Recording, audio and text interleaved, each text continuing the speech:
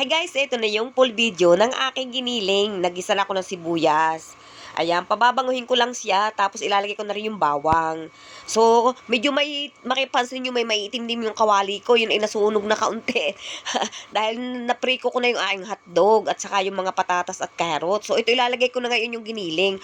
So, bali guys, kung kayo sa palengke bumili, kung sa palengke sana kami bumili ng giniling, mas maganda kasi may taba. Ay, ito namang aking nabili ikawan. Ito ay puro laman, at sa dahil diyan sa supermarket ay walang kataba-taba. Kaya medyo mamaya didiligan ko pa ng kaunting mantika ito, at talagang sobrang dry ang pagkakarnin niya. Pero ano naman siya, masarap naman siya. Kaya lang iba pag sariwa talaga yung karne ko. So pag sa palengke medyo 'di ba, may taba. Ito talagang puro laman.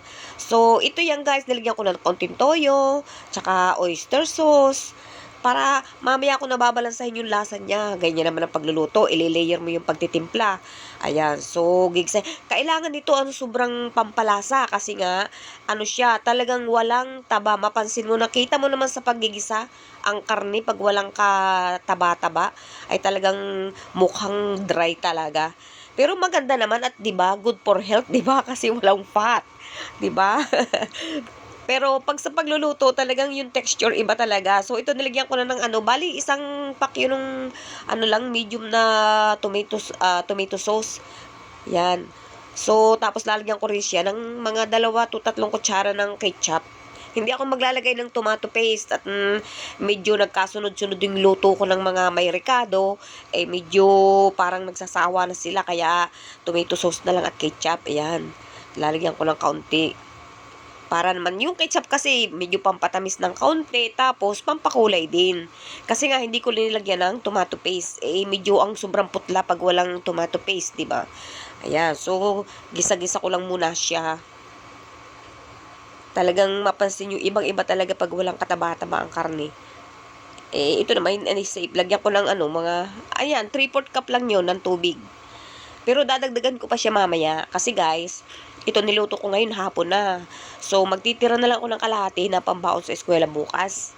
Kaya mas maraming sabaw. Kasi ipaiinit ko yan sa umaga, pakukuluin ko uli bago ko ilagay sa lunchbox nila.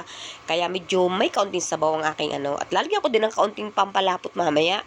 Para medyo naman. At yan, isang cubes ng pork.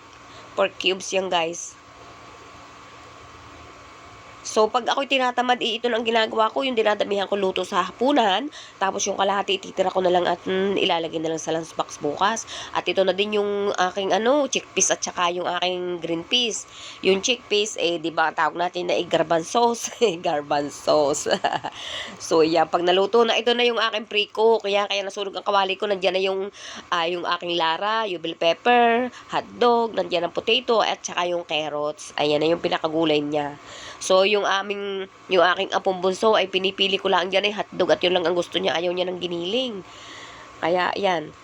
So, isang kulo lang ito guys. Kasi napakuluan ko na yung laman, medyo malambot-lambot na. Sa isang kulo na lang uli yan, at lalagyan natin ng pangpalapot para medyo malapot naman ng kaunti. O, yan na guys. So, kung ayaw mo ng malapot, abay, pwede na rin pang ulam kung gusto mo yung masabaw. Diba ga? Pero maganda naman yung Iba talaga guys pag yung mataba ang karne mo, kasi medyo makintab-kintab yun talaga. So, ito na yung pampalapot ko.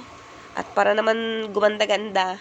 So, parang minsan, parang okay naman yung frozen talaga. Hindi naman, ewan ko, frozen ba yun? Binili sa supermarket. So, yan na, okay ga. Actually guys, napansin ko na kung nakabili na kayo ng dilatang giniling, mas maganda yun kaysa sa doon sa mas magandang lutuin talaga. At saka madali pa. So, ito guys, luto na. Okay na sa akin. Medyo malabnaw ng kaunti. Mapansin nyo kasi nga, pakukuluin ko uli yan sa umaga.